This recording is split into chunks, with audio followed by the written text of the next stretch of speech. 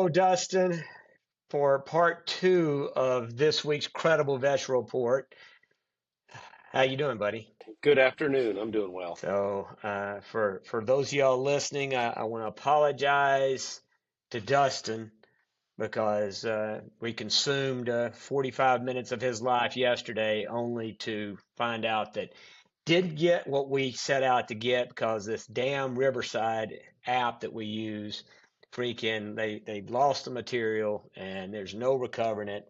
So we're back again. But the good news is for everybody listening, this show is going to be 10 times better than what we did freaking yesterday. And we're one more day into the produce business, so everything changed Well, anyway. that's exactly as I'm looking back, 'cause we started this thing out yesterday talking about the hurricane, and it just got named Alberto. Well, hell, that damn thing's already on shore and done starting to dissipate. So let's start there. But I always like to get your location since not everybody watches. Some people listen. So it looks like you're in a packing shed. Where are you at today? I'm in London, Kentucky. We built this facility, I don't know, 3 years ago now, and just keeps on adding to. And these guys do a great job over here at Cornet Enterprises, one of our farm operators, Brent and his whole family, and they're good farmers. Well, very cool, very cool. Well, yeah, I want to talk real quick about the weather.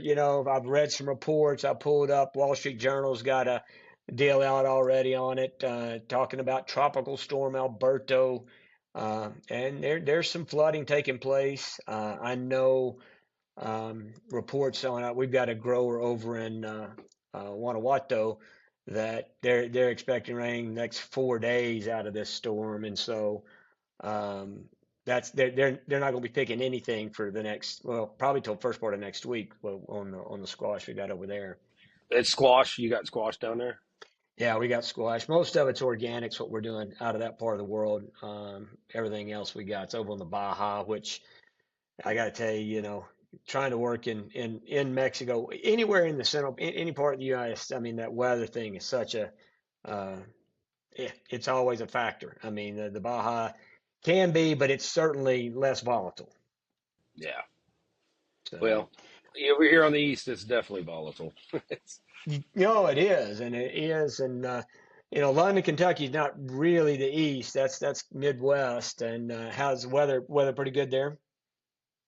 it is. They say it's hot. I don't agree with them. Everybody's around here saying how hot it is, and I step outside and it's 68 degrees in the morning and it's 88 in the afternoon. I don't feel real hot for a South Florida guy. Yeah, I think 110, I think, is the forecast for Tucson today. Yeah. So, but yeah, I would absolutely, those temperatures aren't too bad, especially, yeah, that'll work. I can't Yeah. imagine, but I guess if you want it to be 50s to 70, that's great for the human condition, but that's not so good for getting the crops to go. No, you can hear them growing right now. They're everything's rolling. They like it. Good deal. How's that, just real quick on that, looks like everything. I know you've been out on the trail this week. How's things look out at the farm? Across the board, everything looks really good. I think we're getting a little earlier start on a couple of items than we normally do in a slow way, which is good with Georgia being wrapping up rapidly. It put a nail in the coffin in that place at this point, I think, which is a week early, that it shouldn't be. But overall, and there's no real big rain in the forecast. Next week, 10 days looks to be dry and warm. So everything should really start coming on. Yeah. Well, that's good. That's good. I know the Georgia deal is done. It's finished up. Of course, North Florida has been done, and it's all moving to what North Carolina and Kentucky area pretty much Yep. for the veg stuff. Yep. Yeah. Well, yeah. Before we get out of the weather discussion, I mean, so ideally checking in South Texas, they're getting some rain. It looks like that storm didn't bring a lot of wind damage, but it does sound like the rains are pretty heavy. So hopefully for those guys down there, they get some relief. Yeah. That's a good thing for And them. then, yeah, no, it really is. Like I said, they don't have really anything going on crop wise, at least in that part of Texas down deep south. the squash guys south of San Antonio, they may be slowed up a bit, with this water coming in. But that part of Texas is, although there's been a ton of rain in Dallas, been a ton of rain in Houston, they have not got it down in the south part. And, I've been talking with different people over the last couple of weeks, and yeah, it's a situation where, like I say, this water that they're getting now, and they're going to need a lot more, is really going to determine, some of the guys down there whether they're going to grow for that fall deal or not, or at least grow less, possibly, just because they don't know how much water they're going to have. So this is all welcome news for them. So yeah, one other thing, there's a storm still off of North Florida. This student, so the name, they got a name on that. I saw. Where was I looking at that? It's called the Invest 92L. That's the name of that storm right now. And I don't know if they're going to change that, but I don't know. Invest 92L. It's a different name, but what kind of? I mean, with all the crops being out of the way, I mean, is there any real? There's no real possible effect from that storm coming ashore. I think it's supposed to hit Friday or tomorrow or Saturday. With the watermelons, I mean, there's still depends on where it winds up hitting. There's still a lot of watermelons to be harvested between now and the fourth. So depends on where it enters and how much rain it drops in Georgia. But outside of that, the rest of the veg stuff is, like we said, it's on its last leg anyway. So Yeah, yeah. So, well, anybody that's still going is probably for sure done if all this rain comes in. So, yeah, yeah. yeah. But all right, well, look, let's get into a couple of different reports and things that I saw that I thought were newsworthy or discussion worthy, and be working from. Since I threw away a lot of the notes, we'll just kind of spitball this for what I don't have. But the USDA Ag Services had a report out this week on organic trade and production, really between Mexico and the U.S. And I thought it was interesting that the U.S. ag guys hit a record on the stuff going from U.S. into Mexico. So the number was $234 million. It's a big number. It is a big number, not too shabby. And that, for us, ideally, I'd like a few other crops to be in there, but for the fruit guys, it's a big deal. Apples, pears, grapes, the berry guys, all in the top list. Tomatoes, they ranked about number six. So some of those tomatoes are making their way back into Mexico out of that number. So they're in one of the top rankings for sure. So Which, hopefully we can get cucumbers up there. yeah, I don't think that's going to happen. I don't think that's going to happen. Yeah, we got so many people eating cucumbers up here on stateside. We really can't afford to send none down south. No, no, they're always a short item, Yeah. at least for the grade, at least for the right grade. you know. But now there's a hell of a lot more organics coming out of Mexico into the U.S. So we're 234 going down south. That's 1.4 billion with a B, my friend. Yeah, when I was in school, we didn't even have billion. Billion got introduced like in the last few years. So, but And they say there's not inflation, and they yeah, say there's not they say inflation. there's not inflation for sure, but yeah. Yeah, ton of production coming up. Of that coming up, 2% of that on the organic space, which of that 1.4 billion, only 2% is tomatoes. 1.2% of that, and this is in tonnage, not in dollars. But if you look at the tonnage, 69,000 tons coming north out of tomato category organic and 13.4 tons. So, you know, I mean, that's still quite a bit, but I was a little surprised, honestly, that No, that's very surprising. That seems low yeah, yeah. So, for the tomatoes. That seems it's low.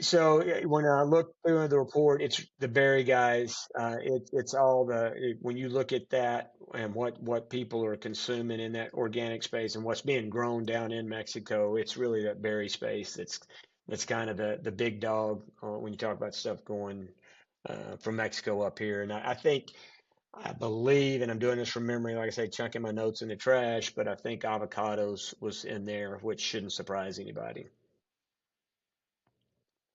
So. I, Yeah. organic space getting bigger. I know you guys are doing some organics. I mean, you seeing that as a big part of your production and kind of a growth area for you guys? I think it is. it is, and it's we the one problem that we are fighting is, it's easy to do it and easier to do it. Not It's not Yeah, easy. It's easier to do it in the summertime, and in the Midwest, or that's the organic production up here is so much better. We get back into Florida, and it's the wintertime production of organics in Florida is very yeah, difficult. it is. Yeah. So it's hard to be. It's really hard to be consistent. The consistency of the organics. It's something we're learning. It is definitely a growth segment for us. So we're putting a lot of energy and effort into it. Well, so I know on the conventional side you do quite a bit, big numbers in that. But in this report, I took a look at what Mexico's doing. They had some conventional production numbers, and I got to tell you, it was on tomatoes. Now, all of this is not just fresh market tomatoes. I'm assuming this is their production, what they got in the ground, what they produce. But 3.3 million tons of tomatoes getting produced down there. 3.3 million tons. That equates to, based on my mesquite math skills, and I don't know how far those go, but 2.6 million 25-pound cases is what that equates to in terms of production. No, no, that's 240 million, isn't it? No, 3.3 million tons. So that's that times, so you got 2,000. So 80 cases of 25-pound. You divide million tons. You got to multiply that by 2,000 first, then divide it by 25.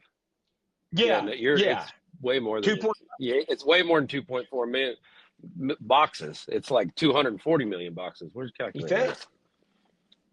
Yeah, I'm not All calling right. you out, Well, but no, yeah. call me What was out. the Hell, I number? told you it's What mesquite math, man. what I what told you what this shit what wasn't good. what was the number? What So it's how many tons? 3.3 Three million million? tons of tomatoes. Three we'll just use 3 million tons times 2,000, so we'll get our Yeah. pounds and divide that by 25.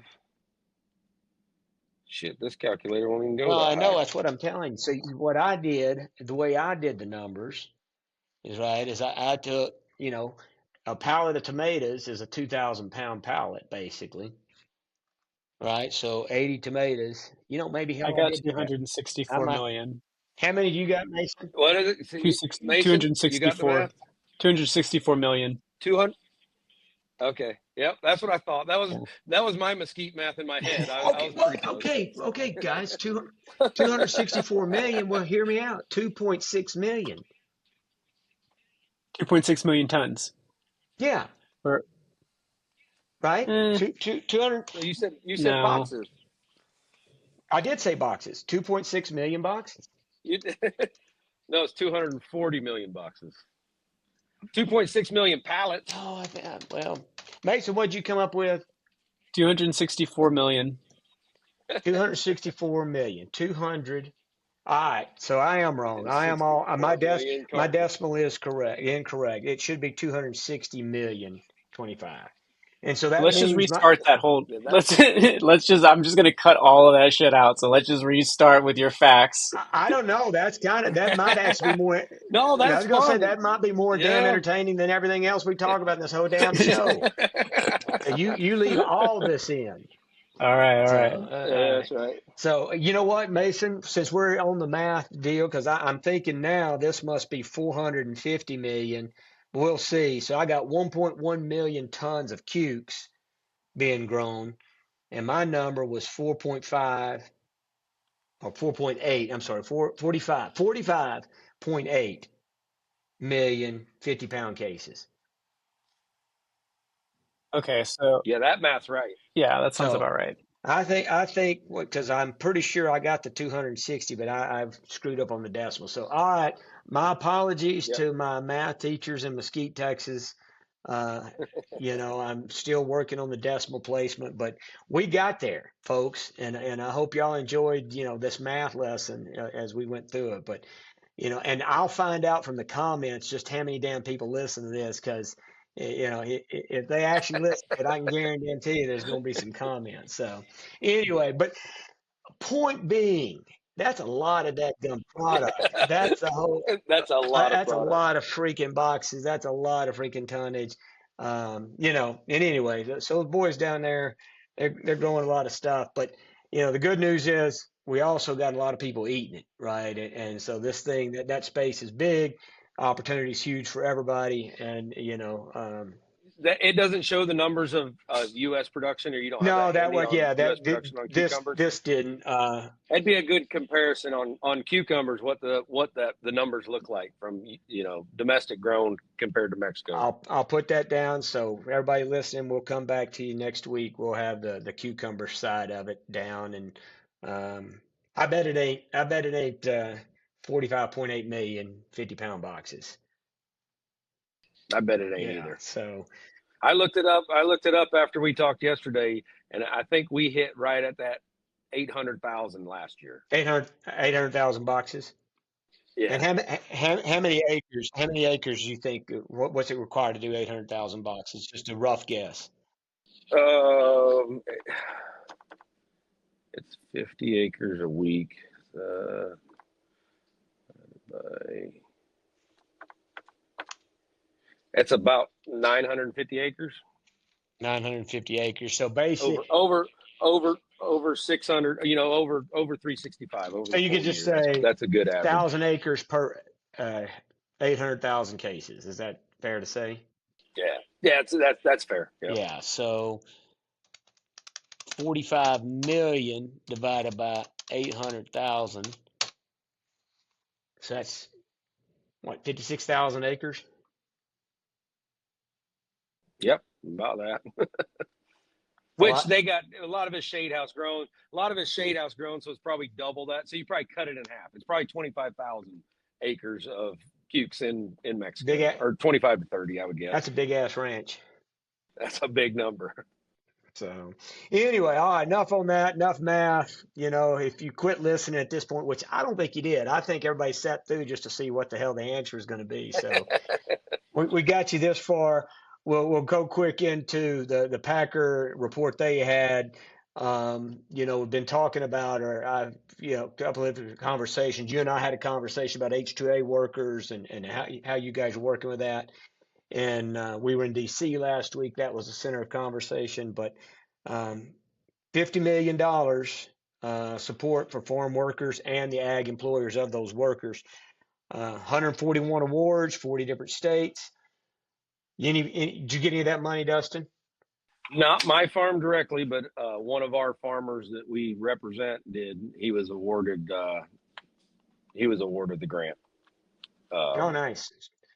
yeah, his was a big number. I wish I would have known about it because I would have applied for it.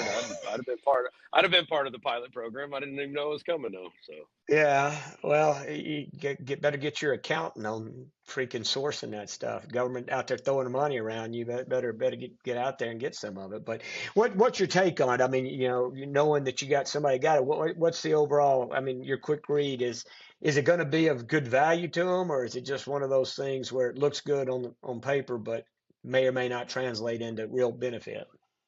we discussed this last night. Another one of my farmers that's in Glasgow or Fountain Run, Kentucky. I think my initial was it's not a good thing, but the more I thought about it, I think the government or somebody in the government smart enough to know with what they're doing to us, driving a war up and increasing the cost of H2A labor here in the States, that this may be, veg in general has never been able to benefit from government subsidies like the grain guys, right? The grain guys have Right.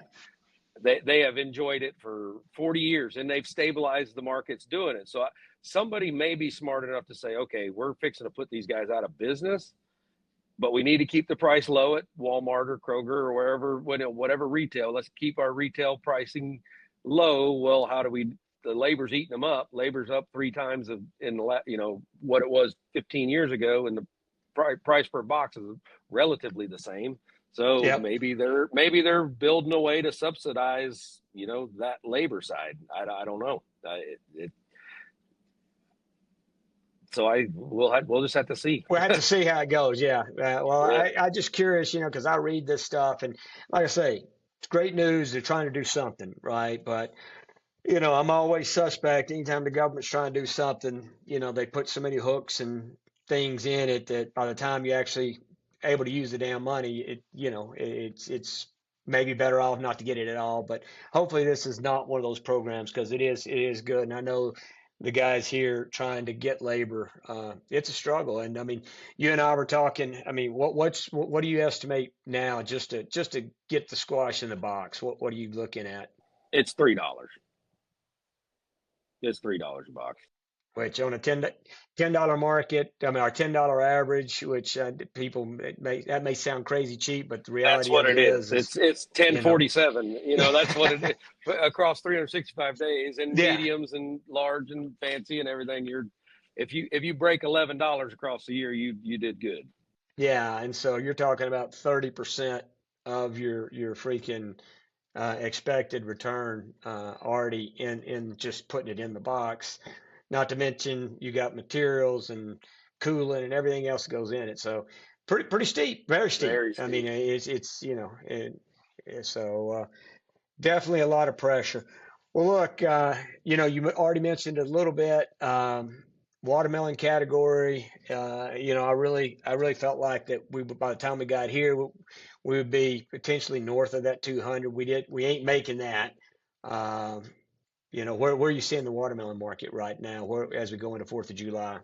Pretty steady on the 160 range in that one on 45 counts anyway. 60s and 36s are they're highly volatile. I mean, they're driven by what's coming out of the field, and that's watermelons. I guess is uh, it's the hardest crop to know what you got coming. To call the field. A man that's been doing it forever can ride a field, say, oh yeah, we got 60,000 pounds and there's 10% hollow. Well, then you run them across the line, and now all of a sudden 50% of them got a crack in them and won't meet grade. So what you thought you had 200 loads this week, now you got 100. So Yeah. none of us can ever figure it out. That's ever changing, ever moving. Yeah, that the melon space, I've always said from my days when I was hustling bananas and we had a melon division, I said, and that group over there lives a massive roller coaster. I mean, this whole business is a roller coaster, but in that melon space, those guys, the ups and downs are crazy, and it changes so quick. Well, and just the overall field averages, right? I mean, whether it's a cucumber, a squash, bell pepper, I can show you lots of years of data that gives you a pretty consistent average within Yeah, 15%. Watermelons, though, you go from getting hit by weather and be 20,000 pounds of the acre or 80,000. I mean, it really changes the amount of loads you got to move or you're projecting to move pretty quick. yeah.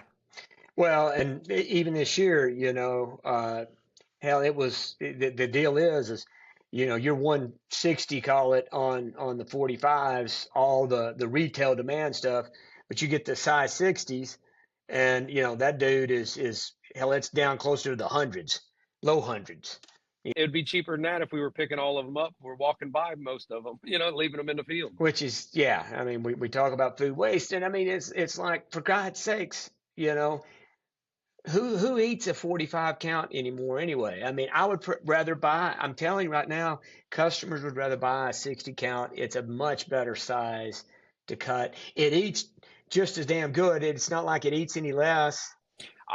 My personal opinion is retail needs to open their eyes and be flexible. Sell what the crop makes. Yeah. Sell what the crop makes, right? If we're heavy on 36s, that we need to be selling 36s. If we're heavy on 60s, we need to be moving those. They have to help us sell the whole crop at a profit to keep the farms in business if they want to keep a reasonable retail price.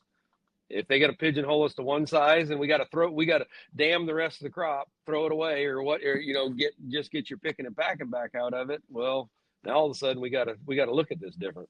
I guarantee ain't nobody ever surveyed their customers as to, hey, would you prefer a 45 or 60? That's just some ancient data that we've got from somewhere. Somebody decided 45 was the right size, right? And that's what we're running on, right? So much in this business we run on 20-year-old data, 40-year-old data, or whatever. But I'm telling you, it'd be interesting. Somebody ought to do a damn survey, just like they did the Pepsi Coke challenge years ago.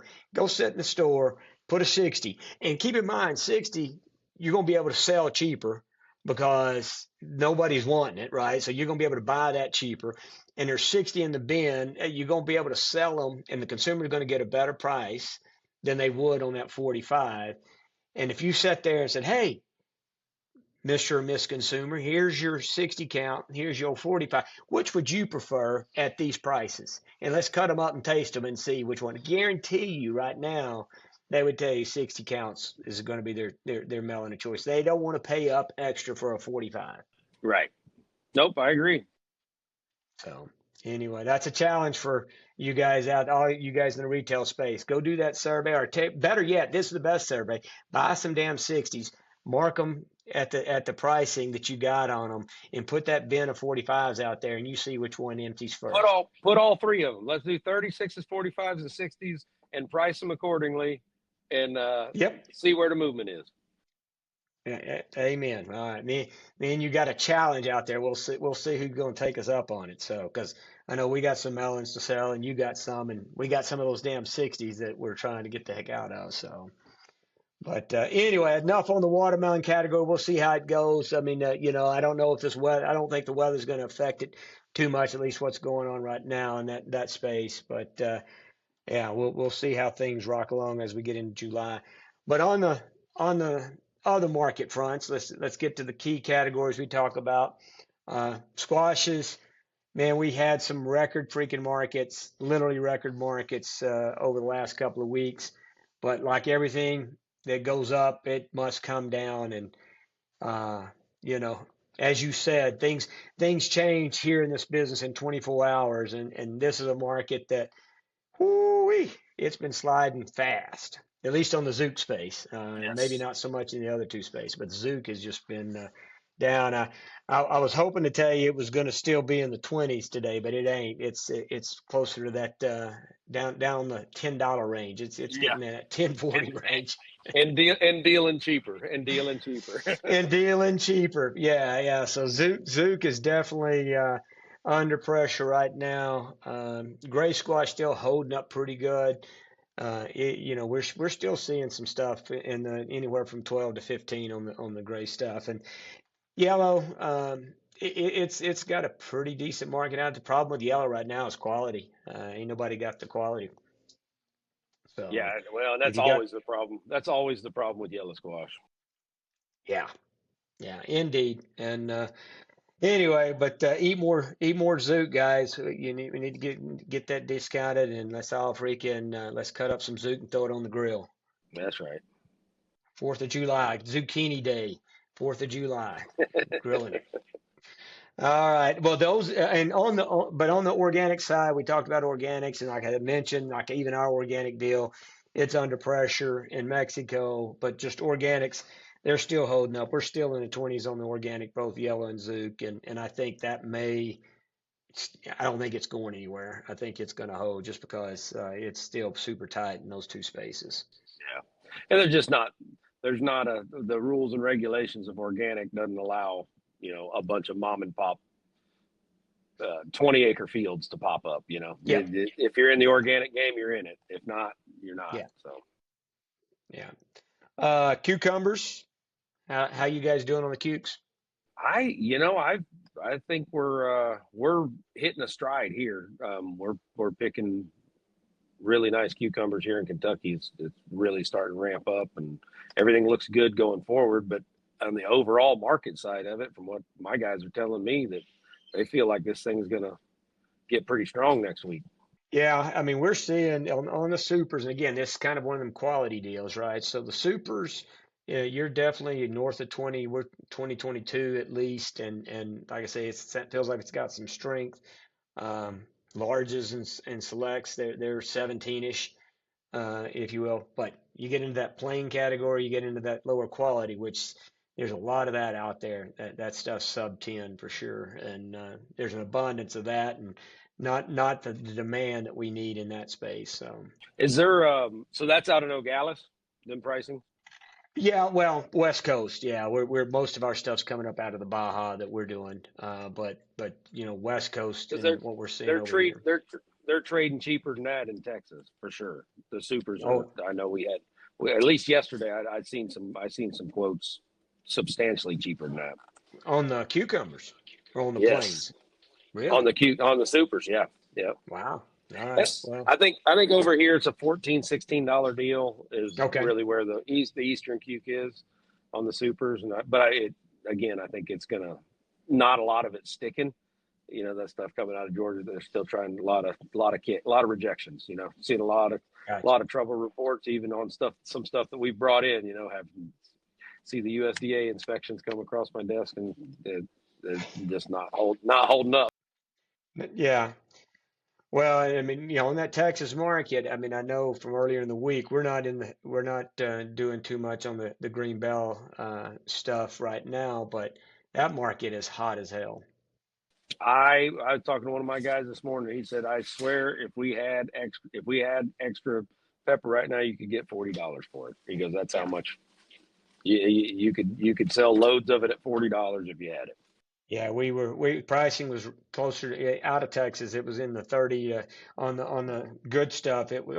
Basically across the board, 32, 34 on the good stuff and 30 on the even on the select stuff. So on the large If choice. you if you get it, if you get it loaded, that was what my guys said. There's people that we're calling the bluff, saying, "Yeah, we'll buy a load," and then, well, no, we're sold out. Yeah, Sorry, we don't have sorry. none. Yeah, no, that's a Yeah. fact. It's one of those deals in a market like that. Like I say, it's not a question sometimes of, yeah, just getting the product becomes next to impossible. So, well, one that I know that you don't do a lot in, just to hit on the Roma space, but not just the Roma market, but one thing that did come out. So Roma's 17 to 18-ish right now. That's another market that's pretty strong, and this weather that's hitting Mexico, that's only going to drive that market higher because that rain's going to come right into where a lot of the Roma stuff's coming up out of Mexico right now. So I fully expect that market to stay hold and probably go up. But this week on tomatoes, I mean, so we got some deregulation. So do you know what BRFV is by chance, Dustin? BRFV. No, I don't. Yeah, so well, you got If to. you say I don't know the acronym. I'm sure I know if Oh, you you'll say know what it is the when I actual tell word. you. But yeah, it's like Yeah, really. yeah. But I see this written all the time, BRFV, and hell, I have to remember and go look. I know what they're referring to, but I never can remember. Brown Rugo fruit virus. Yeah, yeah. That reared its head a couple years ago. And Yeah. they stopped stuff coming in from Mexico. I Well, remember that. so bell peppers and tomatoes are, the carriers of it, right? So it's is the deal, and it's mostly affects hothouses. And if you get it, you basically got to disc the whole crop, right? You can't. It's not something you can control. It's like you get it. So as you can imagine, bad deal to get. But the reality of it is it doesn't transfer on product that's produced, right? When you actually have the whole product, tomatoes or bell peppers in a box, it doesn't really translate. But the government had a deal where they were inspecting all this product coming in and rejecting stuff, maybe if they suspected it had it or whatever.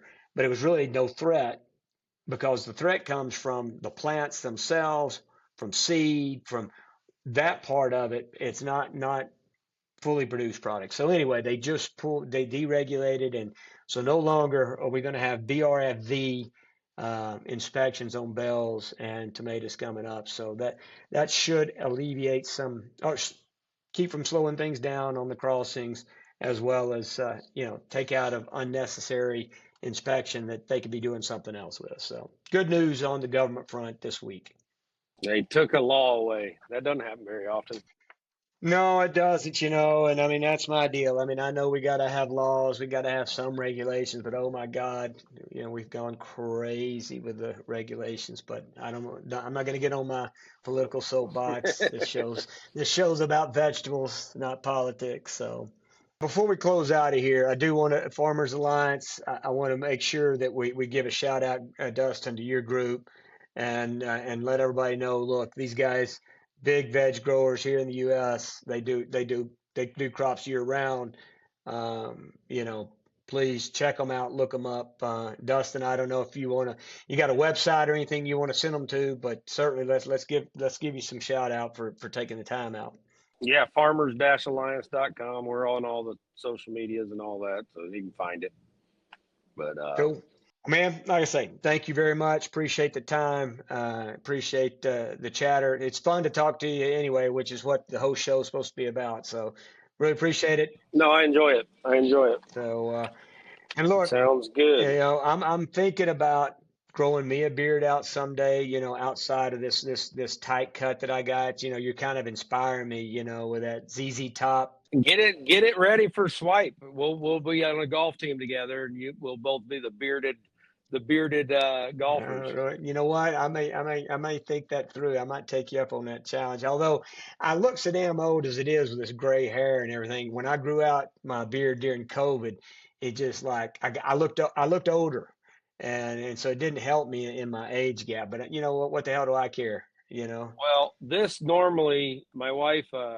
This is my watermelon beard, and I've been growing this beard since 2012 when I first started growing watermelons. An old man told me that it's to be a successful watermelon farmer. The day you plant, you can't cut your hair like Samson. Your crop will fall apart. Well, anyway, my wife, it used to get out like this and just big and burly, and my wife said, "Well, you can trim it." So we cut some lines in it now. I love it. I love it. All right, brother. Take care of yourself. Be safe out there in Kentucky. And yeah, look forward to catching up with you soon on the next show. Sounds good. Thank you.